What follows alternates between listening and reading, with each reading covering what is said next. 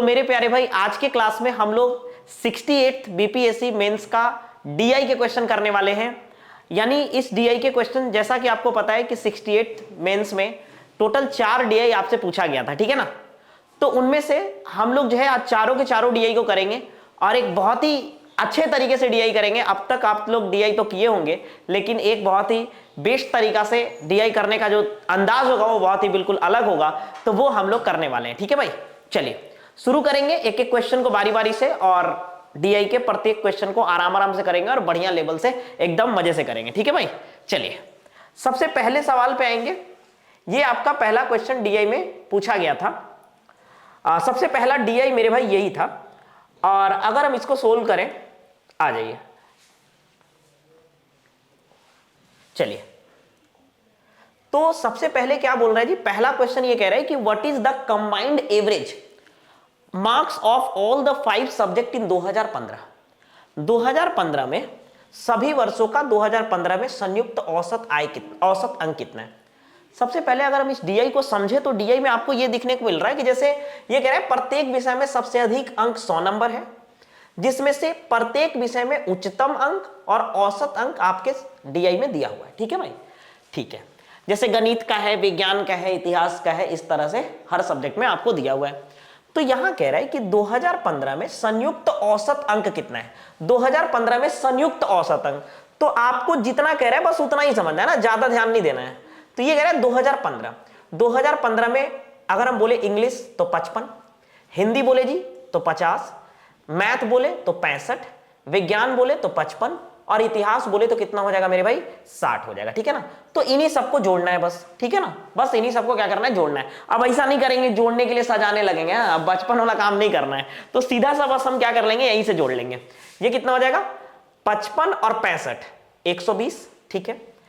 120 और 60 और 50 110, यानी कितना हो जाएगा 230, है ना। 230 में 55 जोड़ेंगे मेरे प्यारे भाई, तो कितना हो जाएगा 285, और ये आपका जो है वो बिल्कुल सही आंसर है 285। तो इस तरह से आप जल्दी से कर सकते हैं। ठीक है, चलिए अगले सवाल पे आएंगे। ये कह रहा है 2015 से 2017 में अंग्रेजी के औसत अंकों में कितने प्रतिशत की वृद्धि हुई है। बहुत साधारण सा बात है, 2015 से 2017 में अंग्रेजी के औसत अंकों में कितना वृद्धि हुआ। तो आपको 2 वर्षों पे देखना है, पहला 2015, दूसरा 2017। ठीक है, 2015 में अंग्रेजी के औसत अंक, डीआई में यही चीज ध्यान देना है कि एक एक शब्दों पे आपको गौर करना है कि कहां पे क्या लिखा हुआ है। शब्द के वजह से आपका मीनिंग बदल जाएगा, तो फिर वहां दिक्कत हो सकता है। 2015 से 2017 में अंग्रेजी का औसत अंक, मेरे भाई 2015 में अंग्रेजी का औसत अंक कितना है, आप बोलोगे 55। 2015 में मेरे दोस्त अंग्रेजी के औसत अंक कितना है, बोलोगे 55, बिल्कुल सही है। 2017 में अंग्रेजी के अंक कितना है मेरे भाई, 2017 में अंग्रेजी के अगर हम अंक बोले तो आप बोलोगे जी 60 है। 2017 में अंग्रेजी के अंक कितना बोलोगे जी, 60 है।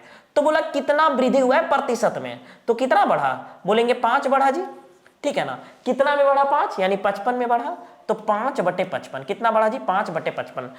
5/55 का मतलब है मेरे दोस्त 1/11, है ना, 1/11। अगर आप इसको परसेंटेज में चेंज करेंगे तो गुणे 100 भी करना पड़ेगा। ठीक है, अगर हम गुणे 100 करते हैं तो 1/11 यानी 100/11, तो ये कितना हो जाएगा 9 मेरे भाई 1/11%, है ना। 9.1/11%, ये आपका दूसरा सवाल का सही आंसर है। तो कुछ भी नहीं करना, बहुत साधारण सा बात है, जैसे जैसे सवाल में कह रहा है वैसे वैसे डीआई में करना है। और दूसरी बात है, बच्चा क्या करता है कि डीआई को देख के सोचता है यार डीआई हार्ड है, डीआई को देख के ही घबरा जाता है, बट ऐसा नहीं है। डीआई बहुत आसान है, आपको कुछ नहीं करना डीआई में, बस जैसे जैसे कह रहा है वैसे करते चले जाओ मेरे भाई, डीआई पक्का सोल्व हो जाएगा और सही आंसर के साथ सोल्व होगा। ठीक है जी, चलिए अगले सवाल पर आएंगे, उसी का है। अगले सवाल में ये कह रहे हैं,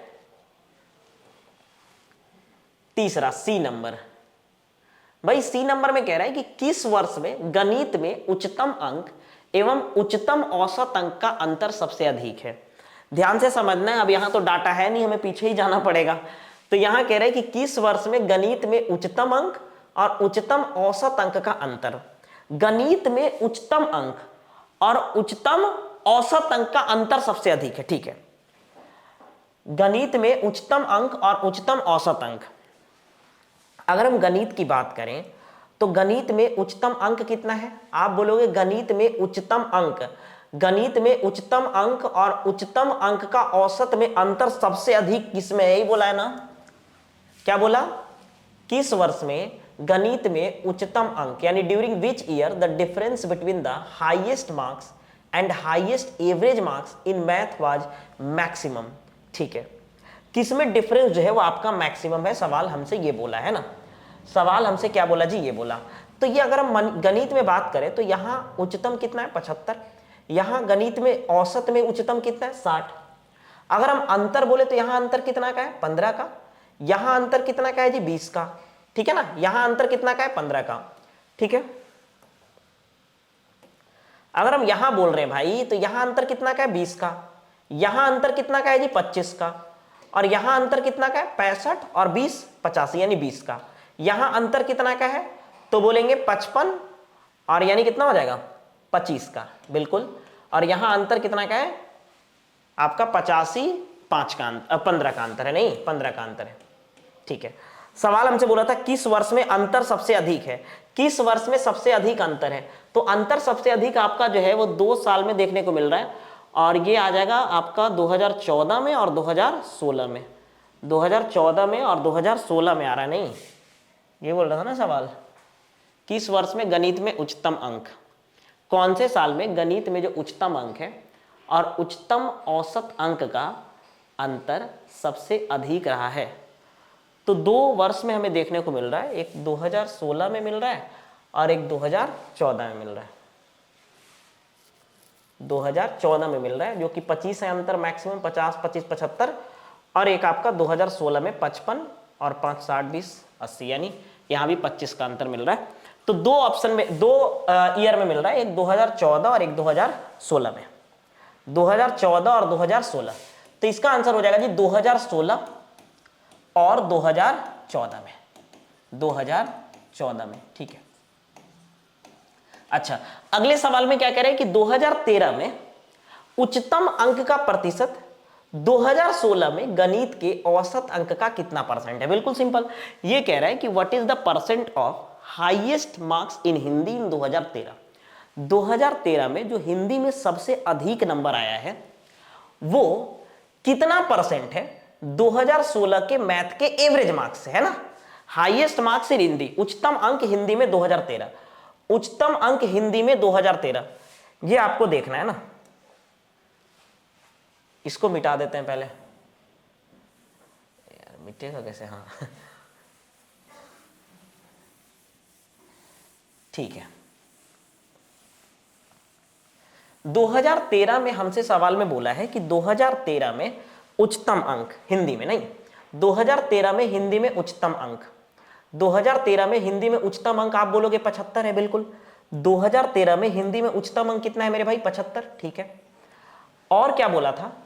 डीआई में यही दिक्कत होता है, एक जगह नहीं रहता तो बार बार आगे पीछे जाना पड़ रहा है। Percentage of highest marks in Hindi in 2013 is what percent with respect to average marks of math in 2016। ठीक है, हिंदी में उच्चतम अंक का प्रतिशत 2016 में गणित के औसत अंक का कितना परसेंट है? किसके तुलना में बोला है, बात समझना है, किसके तुलना में बोला कि 2016 में गणित के औसत अंक के तुलना में कितना परसेंट है? कौन? हिंदी में उच्चतम अंक का प्रतिशत। तो हिंदी में जो उच्चतम अंक है वो आपका 75 है, हिंदी में उच्चतम अंक कितना है जी? 75 है। और 2016 में गणित के औसत अंक, 2016 में गणित के औसत अंक, औसत में उच्चतम बोला था शायद, कहां गया? गणित के औसत अंक का, 2016 में गणित के औसत अंक का कितना प्रतिशत है? 2016 में गणित के औसत अंक, 2016 में गणित के औसत अंक कितना है? बोले 55। 2016 में गणित के औसत अंक कितना है जी? 55।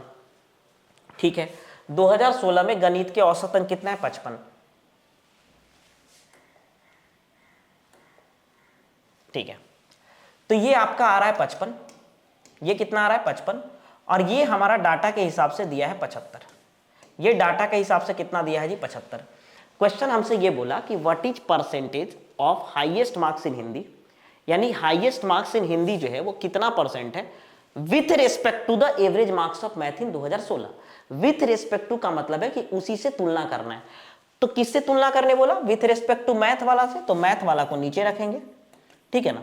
और किसका परसेंटेज पूछा है मेरे भाई? तो हाईएस्ट मार्क्स इन हिंदी का, जो कि कितना है 75, तो 75 ऊपर रखेंगे और गुने 100, ठीक है ना। बस इसको ही सोल्व करना था हमें। तो ये कितना आएगा भाई? 5 से कटेगा 11 बार में, 5 से कटेगा 15 बार में, तो ये हो जाएगा 1500/11%। 1500/11%। अगर हम इसको चेंज करेंगे तो ये कितना हो जाएगा? 11 एकम 11, 4 11 ते 33 और 7 बचेगा ना, 11 चक 66 और 4/11%। ये आ जाएगा आपका सी का आंसर, है ना। कौन सा था? डी का आंसर है ये, डी का, ठीक है। ये हो गया डी। अच्छा, आगे कह रहा है कि if 50 student took place the examination in 2013 in math, then what were the total marks. यानी कह रहा है कि यदि 2013 में 50 विद्यार्थियों ने गणित में परीक्षा दी है तो उनके अंकों का कुल योगफल कितना होगा। उनके अंकों का कुल योगफल 2013 में कितने लोग दिया? 50 लोग दिया। इस बात को ध्यान रखना। और किस सब्जेक्ट में है मेरे भाई? तो बोलेंगे गणित में। आ जाइए, गणित में 2013 है ना, गणित में 2013। तो गणित में अगर हम 2013 की बात करें, 2013 में गणित में 2013 में गणित में हर बच्चा को कितना आया है? तो आप बोलोगे 55 आया। 2013 में मेरे भाई गणित में प्रत्येक बच्चे को कितना आया? 55 नंबर आया। 2013 में गणित में 55 नंबर आया प्रत्येक बच्चा का। लेकिन 2013 में प्रत्येक बच्चे का अगर 55 नंबर आया, लेकिन बच्चा टोटल कितना है? 50। यदि 50 विद्यार्थियों ने गणित में परीक्षा दी है तो सवाल ये कह रहा है कि उनके अंकों का कुल योगफल कितना है। तो एक का 55 है, 50 का निकालना है, तो कुछ नहीं करना, 55 को 50 से गुना कर लेंगे, ठीक है ना। तो कितना हो जाएगा? 275। 275 जीरो, और ये आपका सही आंसर है ई का, ठीक है ना। आगे आते हैं। किन 2 वर्षों के बीच विज्ञान में उच्चतम अंकों का अंतर सबसे अधिक है। अब ये कह रहा है कि कौन से 2 ऐसा साल है, कौन से 2 वर्षों के बीच में विज्ञान में जो उच्चतम अंक है उनका सबसे अधिक अंतर है। बहुत अच्छा सवाल, और ये नॉर्मल सा है, आसानी से बना सकते हैं इस सवाल को। क्या कह रहे हैं? कौन से 2 वर्ष के बीच में विज्ञान में उच्चतम अंकों का अंतर सबसे अधिक है। उच्चतम अंकों का अंतर सबसे अधिक है विज्ञान में। पहले विज्ञान पकड़ो भाई, जिसको बोल रहा है उसको पकड़ लेते हैं। पहले विज्ञान बोला तो विज्ञान को पकड़ते हैं। विज्ञान का कौन सा कॉलम है? बोले ये वाला। हमसे बोला कि उच्चतम वाला में कौन से 2 वर्ष पकड़े। औसत की बात नहीं बोली है, उच्चतम बोला है। आप देखिए यहां पे उच्चतम बोला, उच्चतम अंकों का अंतर, है ना। औसत बोलता तो औसत वाला में देखते, लेकिन उच्चतम बोला है तो हमें उच्चतम वाला में देखना है, ठीक है। तो यहां क्या बोला जी? उच्चतम। तो उच्चतम में कौन सा 2 साल ऐसा पकड़ ले जिसमें अंतर सबसे अधिक होगा। मेरे भाई अंतर सबसे अधिक करने के लिए क्या करना पड़ेगा? सीधा सा लॉजिक है कि जैसे मान लीजिए हम 5 और 10 में बोले तो अंतर 5 का है, लेकिन अगर 2 और 10 में बोले तो अंतर ज्यादा हो जा रहा है।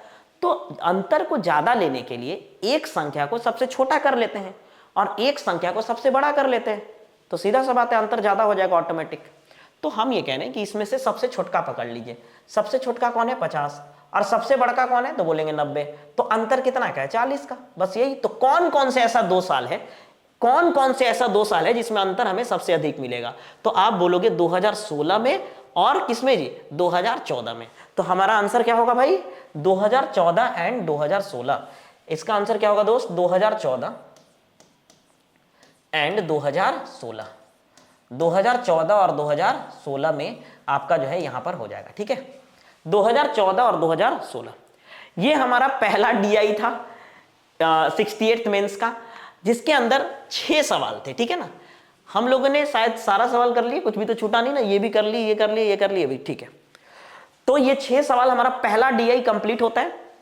अब आते हैं नेक्स्ट, चलिए दूसरे डीआई पे आएंगे मेरे भाई। दूसरा डीआई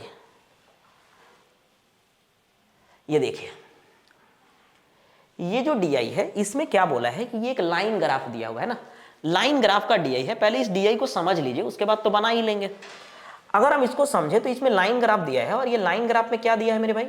इसमें ये दिया है कि नीचे वर्षों की संख्या है और यहां पर ये परसेंट में प्रॉफिट दिया है, लाभ दिया है, ठीक है। प्रॉफिट परसेंट का आपके पास फॉर्मूला है, और वो फॉर्मूला ये है कि प्रॉफिट परसेंट बराबर हमारे पास यहां फॉर्मूला दिया है कि इनकम माइनस एक्सपेंडिचर, ठीक है। इनकम माइनस एक्सपेंडिचर बटे एक्सपेंडिचर गुने 100%, है ना। यही तो फॉर्मूला है। ठीक है ना, इनकम माइनस एक्सपेंडिचर बटे एक्सपेंडिचर इंटू 100%, बिल्कुल सही है। अब हम ये कह रहे हैं, बात को समझिएगा, यहां पर दो कंपनी है, एक है कंपनी एबीसी, एक है कंपनी मेरे भाई डीईएफ, ठीक है। तो कंपनी एबीसी, ये जो गोल वाला है ना, गोल वाला, ये कंपनी एबीसी के लिए है, ये जो गोल वाला है ना मेरे भाई, वो कंपनी एबीसी के लिए है, और ये जो त्रिभुज है वो कंपनी डीईएफ के लिए है, ठीक है। ये ग्राफ इस तरह से आपको दिया हुआ है। अब जो हमसे सवाल कह रहा है उसका आंसर करते हैं, ठीक है। आइए पहला सवाल पे, पहला सवाल क्या कह रहा है भाई? पहला सवाल कह रहा है जी कि क्या कह रहा है, हाँ, क्वेश्चन ये बोला है कि let the income in 2005 of companies ABC and DEF were in the ratio 3:4। What was the ratio of expenditure of companies ABC and DEF in 2005, ठीक है ना। यानी कह रहा है कि माना कि 2005 में दो कंपनी एबीसी और डीईएफ की आय का अनुपात 3:4 है, तो 2005 में उन कंपनी के व्यय यानी खर्चा का अनुपात निकालना है। इनकम का रेशियो आय का अनुपात 3 और 4 है, किसका किसका भाई? तो बोले कंपनी एबीसी और डीईएफ का, बिल्कुल। अब यहां पे कह रहा है कि उन्हीं कंपनी एबीसी और डीईएफ का आपका खर्चा का रेशियो निकालना है।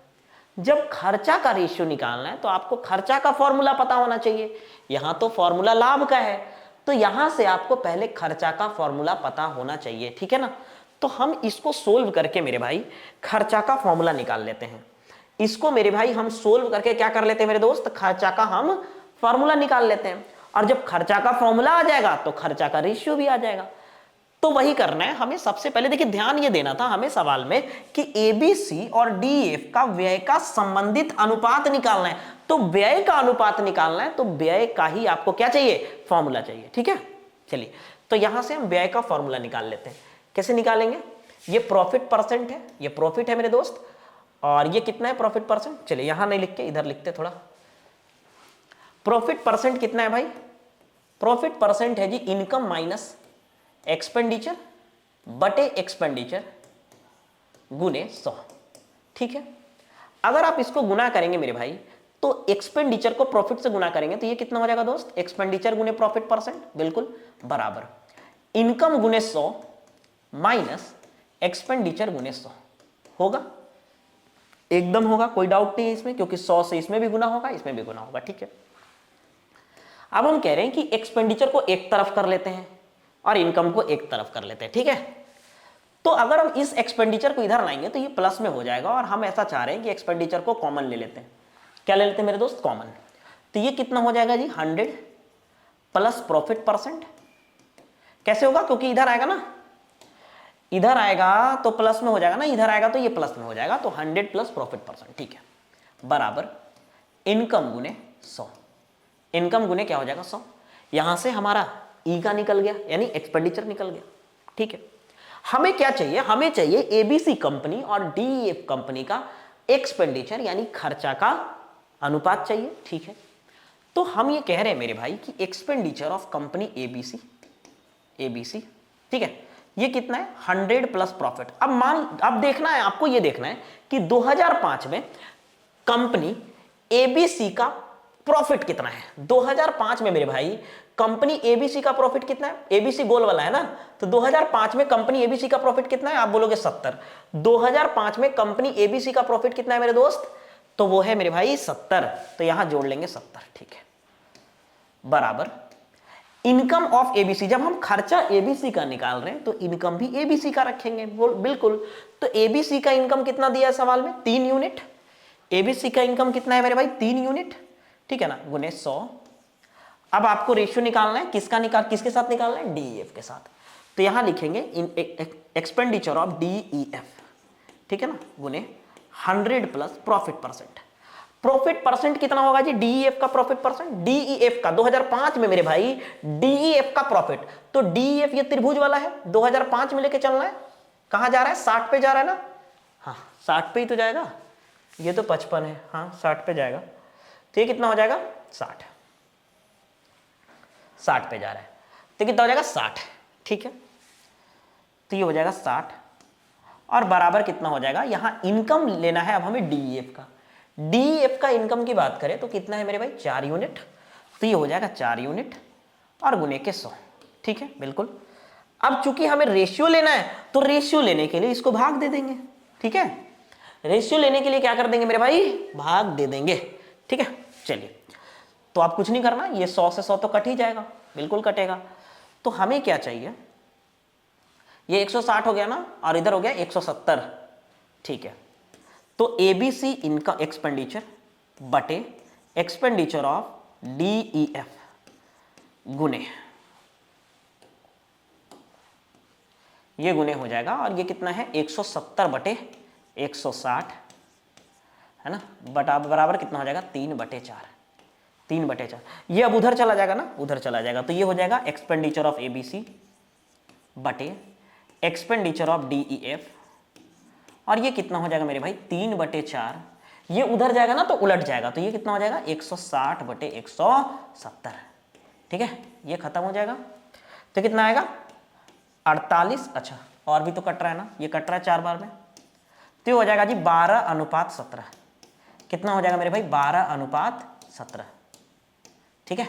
और ये आपका सही आंसर है पहला का, ये पहला का आंसर हो जाएगा, ठीक है। तो इस तरह से ये थोड़ा अच्छा डीआई पूछा है इसमें, ठीक है। 4 डीआई में से यही एक डीआई है जो अच्छा है, बाकी सब तो नॉर्मल सा डीआई है। तो ये अच्छा डीआई था, इसलिए इतना हमें लगाना पड़ा और लगाना पड़ेगा भी, ठीक है। तो यहां से आपको ध्यान ये देना था, इसमें एक बात ये समझना ये था कि जैसे प्रॉफिट परसेंट का वैल्यू दिया है हमसे, हम जब तक एक्सपेंडिचर नहीं निकालेंगे, जब तक खर्चा का फॉर्मूला नहीं निकालेंगे, तो खर्चा हम निकाल नहीं सकते। तो खर्चा निकालने के लिए हमें खर्चा का फॉर्मूला निकालना पड़ा, ठीक है। चलिए आगे बढ़ते हैं, अगले डीआई में यहीं पे है, तो इसको मिटा देते हैं, जिनको स्क्रीनशॉट लेना है वो ले लीजिए, ठीक है। अच्छा, ये तो पूरा मिट जाएगा।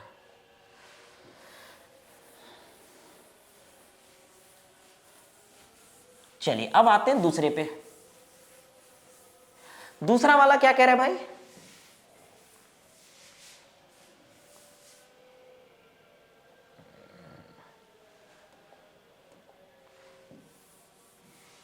चलिए दूसरा सवाल कह रहा है कि if expenditure of company DEF in 2002 was 190 crore, then what was its income in the year 2002। ठीक है, कह रहा है कि अगर कंपनी 2002 में डीईएफ का खर्चा 190 करोड़ है तो उसकी आय कितनी है। बस वही बात है कि यहां से हमें खर्चा का आय वाला फॉर्मूला निकालना पड़ेगा। तो आपको ये बात पता है कि परसेंटेज प्रॉफिट जो है वो किसके बराबर है मेरे भाई, तो आप बोलोगे इनकम माइनस एक्सपेंडिचर बटे एक्सपेंडिचर गुने 100। ठीक है, अब हमें चाहिए क्या, हमें चाहिए क्या जी, तो यहां से अगर हम प्रॉफिट परसेंटेज गुने क्या करना है, प्रॉफिट परसेंटेज गुने एक्सपेंडिचर बराबर कितना हो जाएगा, इनकम गुने 100 माइनस एक्सपेंडिचर गुने 100। ठीक है, अगर आप इसको इधर लाते हो तो ये हो जाएगा मेरे भाई एक्सपेंडिचर गुने 100 प्लस प्रॉफिट परसेंट, जो मैंने अभी करा था। ठीक है ना, और ये हो जाएगा दोस्त इनकम गुने 100।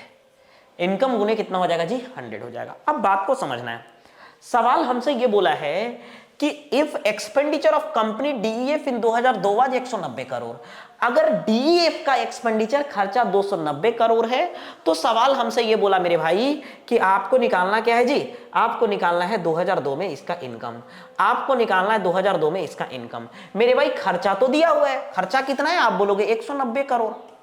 खर्चा कितना है मेरे प्यारे भाई, तो बोलोगे 190 करोड़ है। अब आपको यह ध्यान देना है कि जैसे डीईएफ का 2002 में प्रॉफिट कितना है, क्योंकि यहां प्रॉफिट भी तो लिखना पड़ेगा ना, प्रॉफिट भी लिखना पड़ेगा। तो 2002 में कंपनी डीईएफ का प्रॉफिट, 2002 में मेरे भाई कंपनी डीईएफ का प्रॉफिट कितना है, आप बोलोगे 40। 2002 में मेरे भाई कंपनी डीईएफ का प्रॉफिट आप बोलोगे सर 40 है, सर 40, ठीक है ना, बराबर कितना हो जाएगा, इनकम गुने 100। इनकम किसका निकाल रहे हैं, डीईएफ का। क्यों, क्योंकि डीईएफ का ही तो बोला है ना। ठीक है ना, बस हो गया, खत्म कहानी, सो सिंपल। अब यहां पे क्या हो गया, 2 जीरो से ये 2 जीरो कट जाएगा, 19 को 14 से गुना करेंगे तो 19 चौके 76, 7 बचेगा, 19 और 7 26, यानी 266 करोड़ रुपया जो है वो आपका इनकम हो जाएगा जी डीईएफ का। डीईएफ का अगर हम इनकम की बात करें मेरे भाई तो 266 करोड़, 266 करोड़ जो है ना मेरे भाई वो डीईएफ का क्या होगा जी, इनकम होगा। ठीक है सर, चलिए तो इस तरह से हम लोग बी भी कर लिए, 2 सवाल हमारा सेकंड डीए का भी कंप्लीट हुआ, जो कि अच्छा डीए है। आगे बढ़ते हैं, चलिए नेक्स्ट। अच्छा आगे क्या कह रहा है मेरे भाई, अगला डीआई इसी के तीसरा क्वेश्चन में क्या बोला है कि यदि माना कि अरे हो गया ना जी, हाँ 3 ही है इसमें, 2 हो गया हमारा। आगे बढ़ते हैं, कह रहा है अगर 2001 में, ये 2 हो चुका है हमारा, तीसरा बस बचा है ना, ठीक है चलिए। कह रहा है कि अगर 2001 में कंपनी एबीसी और डीईएफ के व्यय समान थे तो 2001 में दोनों कंपनियों की कुल आय 825 करोड़ है, तो 2001 में दोनों कंपनी की कुल लाभ क्या थी। देखिएगा दोनों कंपनी की कुल लाभ। अच्छा एक चीज यहां पर यह बोला है कि अगर 2001 में कंपनी एबीसी और डीईएफ का व्यय समान है, दोनों कंपनी का खर्चा क्या है मेरे भाई, समान है। खर्चा क्या है मेरे दोस्त, समान है, ठीक है ना। यहां पर समझिएगा दोनों कंपनी का खर्चा क्या है मेरे भाई, समान है, ठीक है ना। खर्चा क्या है, समान है। तो अगर हम ये बोले कि जैसे आपको यहां पर फॉर्मूला ये दिया हुआ है कि परसेंटेज प्रॉफिट बराबर इनकम माइनस एक्सपेंडिचर बटे एक्सपेंडिचर और गुने क्या है मेरे दोस्त 100, है ना। गुने क्या है जी 100, ठीक है 100 है। अगर हम यहां से एक्सपेंडिचर का फॉर्मूला निकालें तो आपको पता है कि परसेंटेज प्रॉफिट, है ना, और गुने क्या हो जाएगा एक्सपेंडिचर, बराबर कितना हो जाएगा इनकम गुने 100, है ना, माइनस हो जाएगा एक्सपेंडिचर गुने 100, ठीक है। अगर हम यहां से एक्सपेंडिचर कॉमन ले लें तो ये हो जाएगा 100 plus P, 100 plus P percent, और बराबर कितना हो जाएगा जी इनकम गुने 100। हमसे पूछा क्या है, हमसे पूछा क्या है मेरे भाई, हमसे ये पूछा है कि 2001 में दोनों कंपनी की कुल आय 825 करोड़ है, तो 2001 में दोनों कंपनी का कुल लाभ कितना है। 2001 में मेरे भाई दोनों कंपनी का कुल लाभ कितना है, ठीक है ना। दोनों कंपनी का कुल लाभ कितना है आपसे ये पूछा है, ठीक है। ठीक है, तो एक चीज यहां पर ये दिया हुआ है कि दोनों कंपनी का कुल लाभ हमसे पूछा है, ठीक है ना। चलिए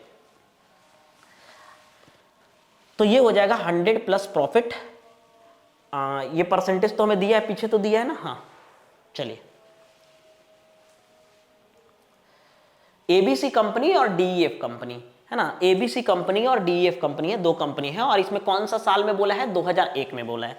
अगर हम 2001 में बोले मेरे भाई, 2001 में बोले तो 2001 में यहां पर क्या बोल रहा है कि यदि एक्सपेंडिचर ऑफ कंपनी डीईएफ इन 2000, अरे यार ये क्यों पढ़ रहे हैं 2001 में जो कंपनी एबीसी है उसका आय कितना है, सॉरी प्रॉफिट कितना है। 2001 में जो कंपनी है उसका प्रॉफिट है 45, और 2001 में जो डीईएफ कंपनी है उसका प्रॉफिट है 40। 2001 में जो डीईएफ कंपनी है मेरे दोस्त उसका प्रॉफिट है कितना है जी 40 है, 40 है 40, ठीक है ना। चलिए थोड़ा सा इसमें कैलकुलेशन ज्यादा करना पड़ेगा बट कोई नहीं, कर लेंगे। ये कह रहा है कि अगर हम एक्सपेंडिचर निकालें, क्या निकाले मेरे भाई एक्सपेंडिचर, दोनों कंपनी का तो खर्चा यहां पर समान है, ये भी बोला है कि दोनों कंपनी का खर्चा यहां पे क्या है मेरे भाई समान है, ठीक है। तो अगर हम कह रहे हैं कि दोनों कंपनी को एक साथ ले ले, जैसे ये 100 प्लस प्रॉफिट परसेंट है ना, 100 प्लस प्रॉफिट परसेंट है, यही है ना, एक मिनट, 100 प्लस कितना है प्रॉफिट परसेंट है, ठीक है ठीक है बिल्कुल।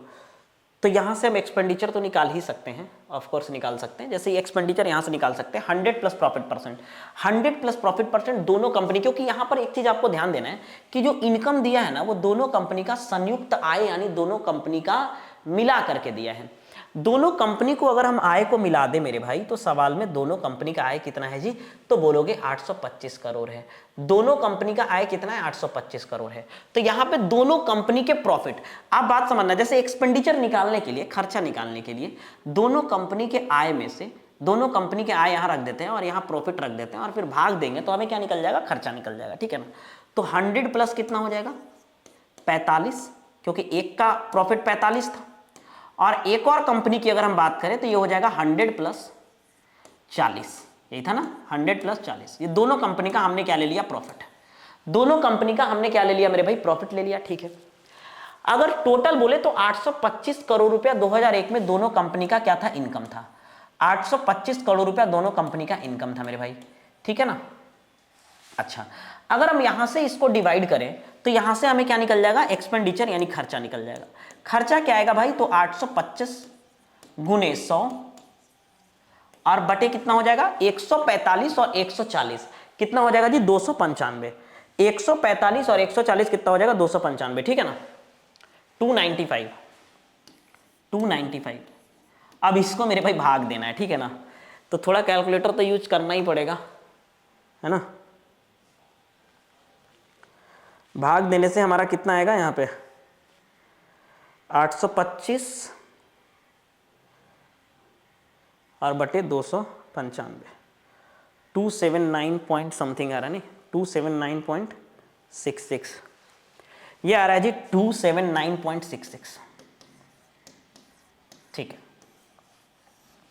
ये आ गया आपका खर्चा। अच्छा, खर्चा किसका आया, कोई एक कंपनी का, क्योंकि दोनों का खर्चा बराबर था। तो यहां पे खर्चा कितना आया 279.66, खर्चा कितना आया मेरे भाई 279.66। अब बात को समझना कि अगर हमें दोनों कंपनी का लाभ निकालना है, दोनों कंपनी का क्या निकालना है, लाभ, तो दोनों कंपनी का लाभ निकालने के लिए अगर हम कुल आय में से कुल खर्चे को घटा दे तो कुल लाभ निकल जाएगा। बोले हाँ, कुल आय में से कुल खर्चे को घटा दे तो कुल लाभ निकल जाएगा।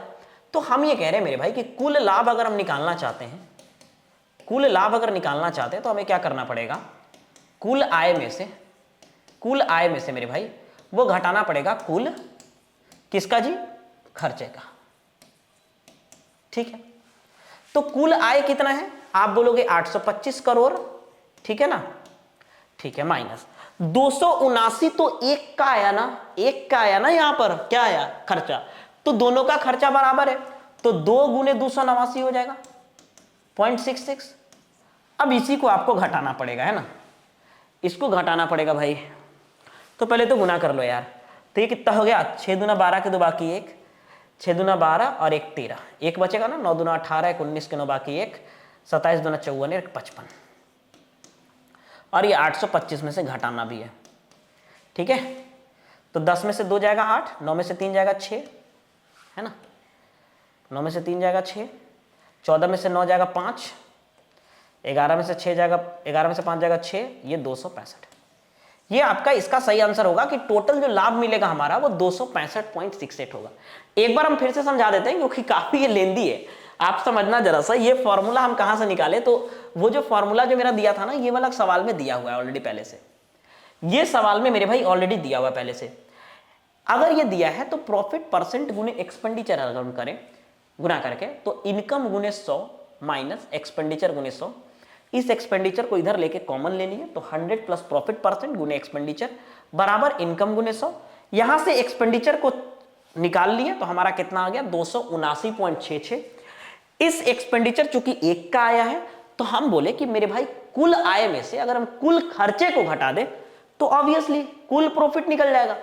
तो कुल आय हमारा यहां पे 825 है, कुल खर्चा 2 गुने 279.66, तो आपका जो है वो कुल लाभ यहां पर 265.68 आ जाएगा, ठीक है। चलिए आगे बढ़ेंगे।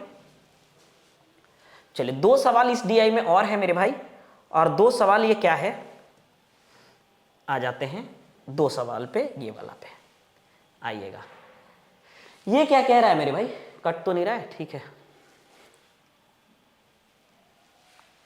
ये कह रहा है जी कि वर्ष 2004 में कंपनी एबीसी की आय अगर 750 करोड़ है तो इसका खर्च 2004 में कितना था। सीधा आय हमारा दिया है कितना जी 750 करोड़, तो खर्चा पूछा है, ठीक है ना। तो बस वो जो फॉर्मूला अभी जो हम लोग निकाले थे, कौन सा फॉर्मूला निकाले थे मेरे भाई, हम लोगों ने अभी फॉर्मूला निकाला था और वो ये था एक्सपेंडिचर गुने 100 प्लस प्रॉफिट परसेंट, है ना, बराबर कितना होगा इनकम गुने 100, ठीक है। यही फॉर्मूला था हमारा, ठीक है। खर्चा कितना है, खर्चा ही तो निकालना है मेरे भाई, खर्चा ही तो निकालना है, ठीक है। 100 प्लस प्रॉफिट परसेंट। अब ध्यान आपको यह देना है कि 2004 में कंपनी एबीसी का प्रॉफिट कितना रहा है, 2004 में कंपनी एबीसी का क्या प्रॉफिट रहा है, हमें यह देखना है। 2004 में जी कंपनी एबीसी का प्रॉफिट क्या रहा है, यह आपको देखना है। 2004 में कंपनी एबीसी का प्रॉफिट कितना है, देख लो।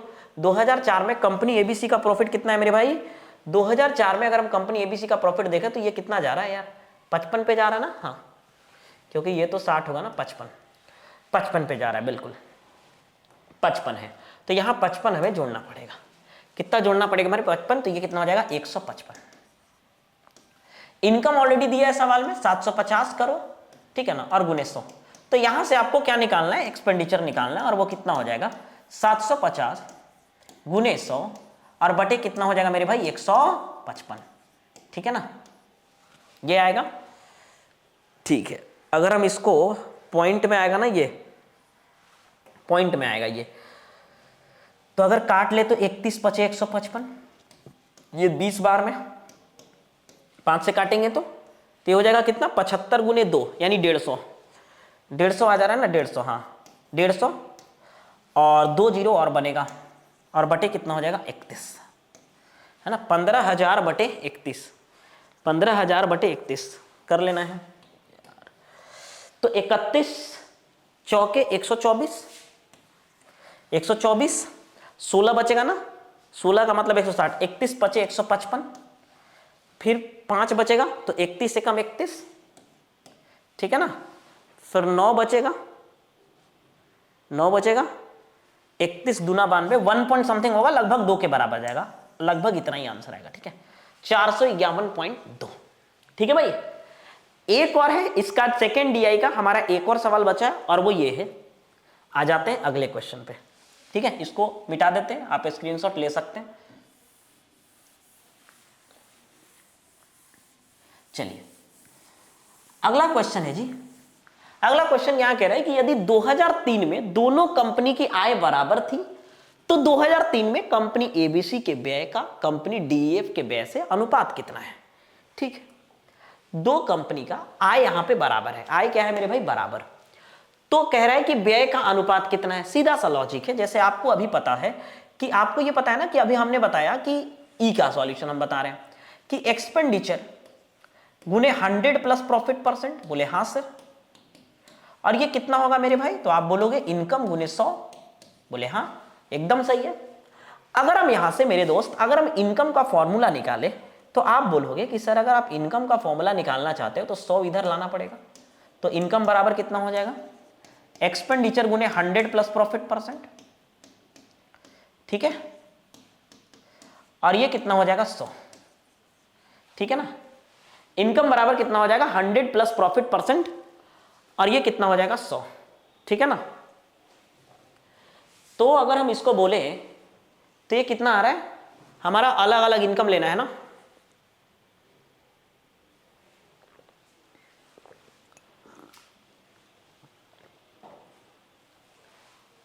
देखिएगा इनकम जो है वो एक्सपेंडिचर गुने 100 प्लस प्रॉफिट परसेंट बटे 100 आ गया। दो कंपनी का इनकम बराबर है तो खर्चा का अनुपात निकालना है, कोई नहीं बहुत आसान है। इनकम यहां बराबर है तो आपको खर्चा का ही तो अनुपात निकालना है ना, इनकम तो बराबर है ना मेरे भाई, आपको खर्चा यानी इसी पे तो फोकस करना है ना, इनकम तो बराबर है तो खर्चा का अनुपात निकालना है। तो हम ये कह रहे हैं मेरे दोस्त कि इनकम ऑफ एबीसी, एबीसी का जो इनकम है मेरे दोस्त वो डीईएफ के इनकम के बराबर है, डीईएफ के इनकम के बराबर है।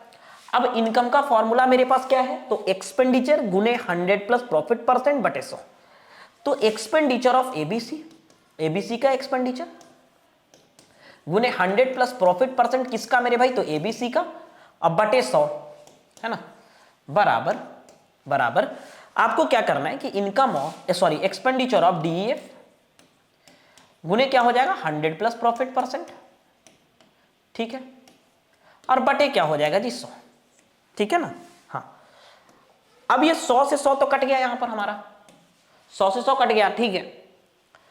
अब आपको बस कुछ नहीं करना, आप देख रहे हो कि यहां से अगर हम एक्सपेंडिचर ऑफ एबीसी बटे इसको इधर ले आते हैं, इसको किधर ले आते हैं इधर, तो ये हो जाएगा एक्सपेंडिचर ऑफ डीईएफ बराबर ये हो जाएगा 100 प्लस प्रॉफिट परसेंट किसका, डीईएफ का, 100 प्लस प्रॉफिट परसेंट किसका जी, तो डीईएफ का, नहीं डीईएफ का, है ना, और बटे कितना हो जाएगा 100 प्लस प्रॉफिट परसेंट किसका जी, एबीसी का, ठीक है बिल्कुल।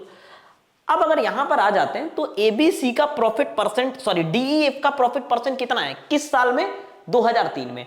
2003 में डीईएफ का प्रॉफिट परसेंट देखना है और 2003 में एबीसी का भी प्रॉफिट परसेंट देखना है। अगर हम आ जाए पीछे तो क्या कह रहा है हमारा 2003 में डीईएफ, 2003 में मेरे दोस्त 2003 में अगर हम डीईएफ का बात करें तो 2003 में डीईएफ कितना है बताओ। 2003 में मेरे भाई डीईएफ कितना है, 2003 में डीईएफ ये है 55, 2003 में डीईएफ 55 है। 2003 में मेरे भाई एबीसी कितना है तो बोलोगे 60 है, तो 55 और 60 है ना भाई, 55 और 60 है, 55 और 60 है, ठीक है। तो यहां हम लोग लिख देते हैं कितना 55 और 60, तो ये कितना हो जाएगा 100 प्लस 55 यानी 155, 100 प्लस 55 यानी कितना हो जाएगा जी 155, ठीक है ना यार, कलर का चेंज होता है, 155 और बटे कितना हो जाएगा 160, ठीक है ना 160 हो जाएगा जी। तो 5 से काटेंगे कितना बार में 31 बार में, और 5 से काटेंगे 32 बार में, तो 31:32 जो होगा वो इस सवाल का आंसर होगा। ई वाला जो है ना ई का आंसर कितना हो जाएगा मेरे भाई 31:32, ठीक है ना। चलिए तो 2 डीआई हम लोग कंप्लीट कर लिए, 2 डीआई और बचा है जिसको हम करने वाले हैं, ठीक है भाई। चलिए आगे बढ़ते हैं अगले सवाल की तरफ। मजा आ रहा होगा करके। आगे है बार ग्राफ, बार ग्राफ के डीआई को सोल्व करेंगे आराम आराम से, ठीक है। चलिए ये कह रहा है कि पहला सवाल ये बोलता है कि 2 वर्षों के लिए शाखा B2 की कुल बिक्री का दोनों वर्षों के लिए शाखा B4 की कुल बिक्री का अनुपात बताना है। What is the ratio of the total sale of branch B2 for both year to the total sale of branch B4 for both year. B2 का दोनों साल का टोटल बिक्री, तो B2 कौन है, B2 यहां है। अब दोनों साल का बोला 2000 में भी और 2001 में भी, तो आप बोलोगे 713, 130 और 140। B2 का कितना हो गया 140। B4 का दोनों साल में कुल बिक्री कितना है, तो आप बोलोगे 8 9 17 170 और 10 180। बस हो गया। तो कितना हो जाएगा 7:9। 7 कितना हो जाएगा मेरे भाई 9, और ये इसका सही आंसर है।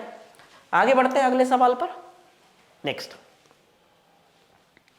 चलिएगा, इस सवाल में क्या कह रहा है मेरे भाई कि total sale of branch 6 for both year are what % of total sale of branch, नहीं दिख रहा है क्या, एक मिनट। चलिए, टोटल सेल ऑफ ब्रांच 6 है ना B6 for both year are what % of total sale of branch B3 for both year, ठीक है ना। यानी कह रहा है कि 2 वर्षों के लिए शाखा B6 की कुल बिक्री 2 वर्षों के लिए शाखा B3 की कुल बिक्री का कितना % है। B6 वाला जो है ना वो B3 का कितना % है, सवाल ये बोला है। B6 वाला B3 का कितना % है, बस यही बोला। B6 वाला B3 का कितना % है, तो B6 में कितना है, B6 वाला बोले तो 150। B3 का कितना % है, B3 कितना है जी, तो B3 बोलोगे मेरे भाई 205 होगा ना, 110 100 और 190 है ना, 205 ही होगा, 205 और 150। तो ये कह रहा है B6 वाला B3 का कितना % है, यानी 150 जो है वो 205 का कितना % है, 150 जो है मेरे भाई वो 205 का कितना % है। तो सेकंड का जो हमारा आंसर होगा वो ये होगा कि 150 जो है ना, ये B6 है और ये B3 है शायद, हाँ B3 है, ये कितना % है 205 का, बस यही तो निकालना है। 5 से करेंगे 30 बार में, 5 से करेंगे 41 बार में, तो हो जाएगा 30/41। परसेंटेज में चेंज करना है, गुने 100 कर लेते हैं, 30/41, रुको यार, 30/41 और गुने कितना हो जाएगा 100, ठीक है ना। तो ये हो जाएगा मेरे प्यारे भाई 3000/41, 3000 बटे कितना हो जाएगा दोस्त 41, ठीक है ना। अगर हम इसको बोल रहे हैं तो ये कितना बार जा रहा है, 4 7 28, 7 बार जाएगा, 4 7 28, 280 और 288, 288 का मतलब 12 आ रहा है ना, 120, तो 120 आ रहा है। 120 का मतलब है 2 बार ही जाएगा और पॉइंट समथिंग आएगा, है ना। ये पॉइंट 7 8 कुछ भी लिख सकते हैं, 8 बार जा सकता है, इसी के अप्रोक्स में आएगा, ठीक है ना, 72.8 के अप्रोक्स में, ठीक है, इतना % के बराबर। अगला आते हैं कह रहा है 2001 में शाखाओं B1, B2, B3 की औसत बिक्री का कितना परसेंट 2002 में शाखाओं B1, B3 और B6 की औसत बिक्री है। कह रहा है what percent of the average sale of branch B1, B2, B3 in 2001। What percent of the average sale of branch B1, B2, B3 in 2001 is the average sale of B1, B3, B6 in 2000। यानी कह रहा है 2000 में B1, B3, B6 का जो बिक्री है वो 2001 में B1, B2, B3 के बिक्री का कितना परसेंट है। ये तो बोला 2001 में B1, B2, B3 की औसत बिक्री का कितना परसेंट है। कौन 2000 में शाखाओं में B1, B3, B6 का औसत बिक्री। ठीक है, तो पहले हम 2000 वाला बोल लेते हैं कि 2000 में B1, B3, B6, ध्यान में रखना 2000 में B1, B3, B6, 2000 में B1, B3, B6, 2000 में B1, B3, B6 है ना, तो 80 P1, B3, B6 बोला था ना, 80, 95 और B6 में 70, तो 8, 7, 15, 150, 150 और 90 कितना हो जाएगा 15, 9, 24, 240 और 5, 245 है ना। 200 कितना आ रहा है मेरे भाई 45। तो ये वाला आपका कितना आ गया जी 245। चूंकि औसत बोला था तो औसत के लिए 3 से भाग भी दे लेंगे तो यही आएगा। 3 से तो ऐसे ये कटेगा नहीं, 5, 4, 9, 2, 11। ठीक है, फिर कह रहा है 2001 में शाखाओं B1, B2, B3 की औसत बिक्री। B1, B2, B3 2001 में B1, B2, B3 2001 में 2001 ये है। B1, B2, B3 बोला है, B1, B2, B3 बोला ना। B1 में 105, B2 में 65, B3 में 100, तो ये कितना आ जाएगा 165 और 5 170, 170 और 10 180, 180 में 100 जोड़ेंगे तो 280। तो ये कितना आ रहा है मेरे भाई 280 आ रहा है जी। कितना आ रहा है दोस्त, तो ये आ रहा है ऊपर वाला कितना आ रहा है 280, ये आ रहा है आपके पास 280 है ना, ये आ रहा है 280। अब चूंकि औसत लेना है तो यहां भी 3 से भाग देंगे। सवाल ये बोला था कि 2000 में शाखाओं में B1, B3, B6 की जो औसत बिक्री है वो 2001 की तुलना में कितना परसेंट है। यानी ये कह रहा है कि 245/3 जो है ना मेरे भाई, 245/3 जो है ना मेरे दोस्त, 245/3 जो है जी वो 280/3 का कितना परसेंट है। ये तो बोला है 280/3 का कितना परसेंट है बस।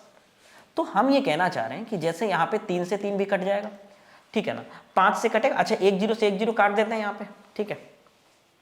अब क्या हुआ मेरे पास 2 से कटेगा कितना बार में मेरे भाई, 2 से कटेगा 14 बार में, 2 से कटेगा 7, 2 से कटेगा यहाँ पर 5 बार में, 2 से कटेगा जी 5 बार में, ठीक है ना।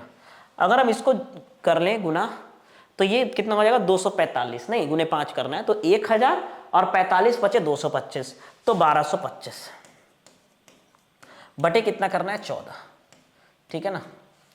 14 से करना है, 14 8 112, 14 8 112, 10 बचेगा ना, तो ये कितना हो जाएगा 14 7 98, नहीं, और ये आ जा रहा है 7, तो 14 5 70, तो ये आ जाएगा 87.5% के आसपास, 87.5%, ठीक है।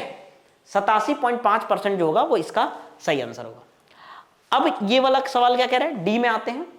ये कह रहा है what are the average sale of all the branches for the year 2000, यानी 2000 में जो सभी ब्रांच है उनका औसत बिक्री कितना है। नहीं, 2000 में सभी ब्रांच का औसत बिक्री कितना है आपको ये देखना है, सभी ब्रांच का औसत बिक्री, और 2000 में वो भी क्या पूछा, औसत पूछा है, नहीं औसत पूछा है। आ जाते हैं 2000 में सभी ब्रांच का औसत, ठीक है।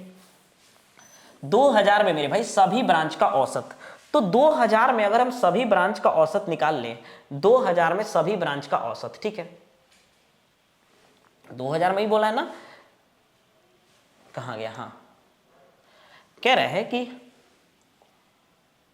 किधर गया, हाँ what are the average sale of all the branches for the year 2000, ठीक है, average sale for the year 2000, तो 2000 में सभी, 2000 ये है, अब इसके सभी ब्रांच की बात कर रहा है, सभी ब्रांच का मतलब B1 से लेकर के B6 तक टोटल का औसत निकालना है हमें। तो अगर हम बोले 2000 में तो ये हो गया 80, 75, 95, 85, 75, 70, ठीक है ना। आ जाइए, अब अगर हम बोले तो ये कितना जोड़ने पे कितना आएगा मेरे भाई, तो आप बोलोगे 75 75 तो 150 हो गया, ये कितना आ गया भाई 150, ठीक है ना। अगर हम बोले तो ये कितना आ गया 80 और 70 150, फिर से 150। अगर हम ये बोले तो 9 8 17 170 और 10 180, 300 और 180 480, 400 कितना आ गया 80, है ना, 400 कितना आ गया जी 80, और टोटल कितना है 6 ठो, टोटल कितना है 6। हाँ, तो ये कितना आ जाएगा, टोटल सम आ रहा है 480, क्योंकि औसत निकालना है तो 6 है, तो 6 से क्या कर लेंगे, भाग दे लेंगे, तो कितना हो जाएगा 8, यानी कितना हो जाएगा 80, और 80 जो होगा वो इस सवाल का सही आंसर हो जाएगा, किसका जी, डी का। ठीक है भाई, चलिए आगे बढ़ते हैं, है ना। चलिए इसका एक और डीआई का सवाल बचा है इसका, ठीक है ना। ये कह रहा है कि the total sale of branch B1 B3 and B5 together for both the year is what, सीधा, यानी कह रहा है कि B1 B3 और B5 का दोनों साल के लिए कुल बिक्री कितना है, बस सीधा सा जोड़ के बता देना है। B1 B3 B5 बोला है ना यार, B1 B3 B5 का कुल बिक्री, B1 B3 B5, B1 B3 B5 है ना, B1 B3 B5 का कुल बिक्री, B1 B3 B5 का क्या करना है जी, कुल बिक्री, तो B1 का भी लेना है, B3 का भी लेना है, B5 का भी लेना है, हो गया। अगर हम B1 की बात करें तो कितना आ रहा है मेरे दोस्त, बोलोगे 185, ठीक है ना, 185 आ रहा है, ठीक है। B3 का ले लें तो कितना आ जाएगा 205, 205, ठीक है ना। B5 का बोले तो कितना आ जाएगा 9 7 16 160 और 10 170, 170 आ रहा है, नहीं तो 5 5 10 के 0 बाकी 1, 8 7 15 और 1 16 1, 2 और 2 4 और 1 5, यानी 560 हो जाएगा, कितना हो जाएगा जी 560, ठीक है ना, आ जाएगी, ये कितना हो जाएगा आपका 560,000, ठीक है, हजार में, तो ये आंसर हो जाएगा इसका, ठीक है। आगे आते हैं, एक लास्ट डीआई बचा है जो हमारा पाई चार्ट है, ठीक है, पाई चार्ट को भी कर लेते हैं। चलिए आइए, ये कह रहा है how much time the total expenditure of company, how much time the total expenditure of company is of expenditure of research and development, यानी कह रहा है कि कंपनी के व्यय की कुल राशि, तो कुल व्यय कितना होता है, ये आप सबको जब जोड़ोगे ना मेरे भाई तो ये 100% आएगा, ठीक है। कुल व्यय कितना है 100% है, ये कुल है, ये क्या है मेरे भाई, कुल व्यय है, कुल खर्चा, ठीक है। कुल व्यय कितना है बोलोगे 100%। कह रहा है कि कंपनी के व्यय की कुल राशि शोध और विकास पर व्यय से कितने गुना है, शोध और विकास पर व्यय से कितने गुना है। अगर हम शोध बोले तो शोध का है शोध और विकास, तो ये कितना है 5%, है ना, 5%, तो 5% का कुल जो खर्चा है वो R&D यानी शोध और विकास पे कितना परसेंट, कितना गुना है, यही तो बोला ना, तो 5 का ये 100 कितना गुना है, आप बोलोगे 20 गुना, तो बस यही आंसर है ना 20 गुना, बस यही लिखना था कि 20 गुना है, ठीक है। आगे बढ़ते हैं, अगला इसमें कह रहा है जी कि कंपनी के व्यय की कुल राशि शोध और विकास पे कितना गुना, ये हो गया। अगला ये कह रहा है यदि परिवहन पर व्यय 2 करोड़ है तो पगार और विज्ञापन पर खर्च के बीच का अंतर कितना है। परिवहन पर खर्चा यानी ट्रांसपोर्टेशन पे 2 करोड़ का खर्चा है, तो पगार और विज्ञापन पर खर्चे के बीच का अंतर कितना है, ध्यान से देखना है। किस पे बोला है, परिवहन पे 2 करोड़ बोला और पगार और विज्ञापन का अंतर पूछा है। परिवहन पे 2 करोड़, परिवहन कहाँ है तो आप बोलोगे ट्रांसपोर्टेशन यहाँ है ना, इस पे कितना बोला 2 करोड़, परिवहन पे कितना बोला 2 करोड़, है ना। परिवहन यहाँ कहाँ है, यहाँ ये, तो 13% का मान बोल सकते हैं 2 करोड़ है। 13% का मान क्या है मेरे भाई 2 करोड़, क्यों, क्योंकि सवाल में बोला कि परिवहन पे 2 करोड़ का खर्चा है लेकिन परसेंटेज में 13% का खर्चा है, तो 13% का मान ही 2 करोड़ है, बोले हाँ। अब हमसे बोला पगार और किस पे बोला था, विज्ञापन बोला था, पगार और विज्ञापन, हाँ इसके बीच का अंतर लेना है। तो पगार पर कितना है, पगार पर है 20%, विज्ञापन पर कितना है मेरे, विज्ञापन एडवर्टाइजमेंट ये कितना है 15%, तो अंतर कितना है आपका 5% का। तो 13% का मान सवाल में हमसे कितना दिया, 13% का मान दिया है 2 करोड़, 13% का मान मेरे भाई 2 करोड़ है ना, बी में 13% का मान कितना है 2 करोड़ है। तो आपसे पूछा है पगार और परिवहन एडवर्टाइजमेंट विज्ञापन का अंतर पूछा है, तो कितना हो रहा है 5% हो रहा है, तो 5% का मान निकालना है सीधा सा, तो ये कितना हो जाएगा 10 और 10/13, 10/13 यहां पे करोड़ आएगा, ठीक है ना। अगर हम इसको भाग दे लें तो कितना हो जाएगा 0.13 7 91 है ना, 91 आएगा, फिर 9 बचेगा, 13 सत्ते 91, 13 छः 78, इसके आसपास इतना करोड़ कुछ बनेगा, ठीक है ना। इतना करोड़ जो है वो आपका इसका सही आंसर होगा। आगे आते हैं क्वेश्चन नंबर सी में। कह रहा है कि करों और ऋण पर ब्याज के कुल खर्चे, बुनियादी ढांचे एवं परिवहन के कुल खर्चे का अनुपात कितना है। ये तो बहुत आसान है।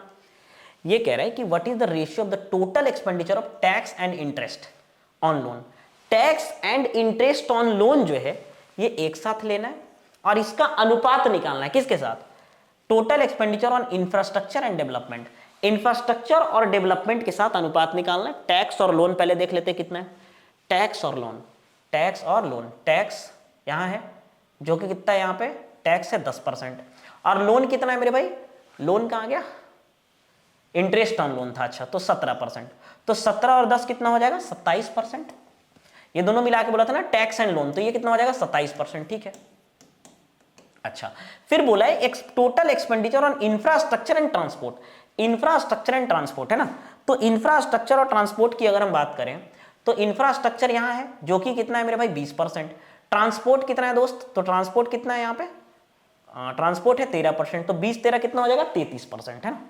तो ये टोटल अगर यहां लेते हैं तो ये हो जाएगा आपका 33%। और इसी का हमसे रेशियो पूछा है, रेशियो मतलब भाग दे देना है, तो 3 से कटेगा 9:11। 9:11 जो है वो इसका सही आंसर है। आगे बढ़ते हैं और ये लास्ट सवाल है शायद। ये कह रहा है कि if expenditure on interest on loan is 2.60 crore, यानी कह रहा है कि अगर इंटरेस्ट ऑन लोन यानी ऋण पर ब्याज का अगर पैसा जो है 2.60 करोड़ है, तो total expenditure on advertisement, taxes and salary, advertisement, tax और सैलरी पे कुल कितना खर्च पड़ेगा, है ना। अच्छा तो यहां पर आपका दिख रहा है कि इंटरेस्ट ऑन लोन, आप देख लेना यहां पे इंटरेस्ट ऑन लोन कितना है। आप बोलोगे मेरे भाई इंटरेस्ट ऑन लोन कितना है 17%। इंटरेस्ट ऑन लोन कितना है मेरे दोस्त 17%। तो मेरा मतलब है कि 17% का मान ही दिया है आपको 2.60, है ना। 2.60 जी वो 17% का मान है। निकालना क्या है, विज्ञापन कर और पगार। विज्ञापन कर और पगार एक साथ नहीं, विज्ञापन कर और पगार। विज्ञापन एडवर्टाइजमेंट 15%, कर कितना है टैक्स 15% और 10 25% और पगार यानी 20%, है ना। तो 15 20 35 और 10 45% का मान निकाल लेना है। 45% का आपको यहां से मान निकालना है, ठीक है, 45% का, ठीक है। तो 45% का हम लोग मान यहां पे निकाल लेते हैं। ये कितना आ जाएगा, ये परसेंटेज से कटेगा, ये 17 से तो कटने वाला है नहीं, ठीक है। तो ये हो जाएगा 260 गुने 45 बटे 17, कटने वाला तो है नहीं, ठीक है ना। कोई बात नहीं, गुना कर लेते हैं। 26 बचे हो जाएगा जी 130, 130 जीरो रखेंगे तो 13 बचेगा और 26 चौके 104 नहीं 104 और 13, 104 और 13, 13 4 17, 117 और ये 0/17 आ जाएगा नहीं, ठीक है। अब इसी को भाग देना है, ये 17 7 119 तो नहीं जाएगा, 17 6 102, 17 6 102, 15 आ जाएगा ना, 17 8 136, 136, ठीक है। 14 बचेगा, 14 बचेगा, 14 बचेगा तो फिर से 17 6 136, गलती कर रहे, 17 8 136, फिर से 17 8 136 और 4 बचेगा तो 17 दूना 34, इसके आसपास आएगा, है ना, 688.2। और है क्या, एक और है, एक और है, ये लास्ट पाई चार्ट का एक सवाल और है। ये कह रहा है कि ऋण पर ब्याज पर खर्च और विज्ञापन के व्यय के बीच का अंतर विज्ञापन के व्यय का कितना गुना है। कह रहा है how much times the difference of expenditure on interest on loan and expenditure on advertisement is of expenditure on advertisement. बहुत आसान है। ये कह रहा है कि ऋण पर ब्याज पर खर्च, ऋण पर कहां गया यार, ऋण पर ब्याज पर खर्च और विज्ञापन के व्यय के बीच का अंतर, ऋण पर ब्याज और विज्ञापन का अंतर निकालना है। ऋण पर ब्याज और विज्ञापन का अंतर, ऋण पर ब्याज विज्ञापन का अंतर कितना है, ऋण पर ब्याज और विज्ञापन का अंतर आ जाइए। ऋण पर ब्याज और विज्ञापन का अंतर, ऋण पर ब्याज कितना है, आप बोलोगे ऋण पर ब्याज जो है मेरे भाई वो 17% है। विज्ञापन कितना है मेरे दोस्त, तो विज्ञापन है 15%। बोले अंतर कितना का है, 2% का। अंतर कितना का है दोस्त, तो बोलोगे 2% का अंतर है। तो ऋण पर ब्याज और विज्ञापन के बीच का अंतर कितना है, बोलोगे 2%। ठीक है, ये कह रहा है कि विज्ञापन के व्यय का कितना गुना है, विज्ञापन के व्यय का कितना गुना है, विज्ञापन के व्यय का कितना गुना है। तो विज्ञापन पे कितना खर्च हो रहा है, विज्ञापन पे यानी एडवर्टाइजमेंट पे कितना खर्च हो रहा है, बोलो 15%। विज्ञापन के व्यय का कितना परसेंट, कितना गुना है, तो विज्ञापन पे कितना हो रहा है, बोले 15%। तो ये कह रहा है कि 2 जो है वो 15 का कितना गुना है, 2 जो है मेरे भाई वो 15 का कितना गुना है। नहीं, यही बोला है ना कि how much time the difference of expenditure on interest on loan and the expenditure on advertisement is of the expenditure on advertisement. ऋण पर ब्याज पर खर्च और विज्ञापन के व्यय के बीच का अंतर जो है वो विज्ञापन के व्यय का कितना गुना है। तो विज्ञापन का व्यय कितना है 15, इसका कितना गुना है कौन, ये वाला है ना। तो ये 2/15 का इतना गुना होगा आपका। ठीक है, तो यही था, और भी है क्या, अब नहीं है। तो ये रहा हमारा टोटल बीपीएससी 68th मेंस का। हम लोगों ने 4 डीआई दिया था, जिसमें से आपका एक line chart, line DI, line वाला डीआई था, लाइन ग्राफ, एक बार ग्राफ था, एक पाई चार्ट था और एक शुरू में डीआई था, है ना। तो ये टोटल 4 यहाँ पे डीआई हमें देखने को मिला। टेबुलर डीआई था स्टार्टिंग वाला। तो 4 तरह के हम लोगों ने डीआई करा, और ये आपको करने के बाद पता चला होगा कि कैसे डीआई को करना है। और थोड़ा कैलकुलेशन थोड़ा फास्ट रहेगा तो डीआई अच्छे से हो सकता है। डीआई में एक बात को याद रखना है कि जैसे जैसे सवाल कह रहा है बस वैसे ही करना है, बाकी सब चीज ठीक हो जाएगा। ठीक है, चलिए फिर मिलेंगे भाई नेक्स्ट वीडियो में। Bye bye, thank you, bye bye.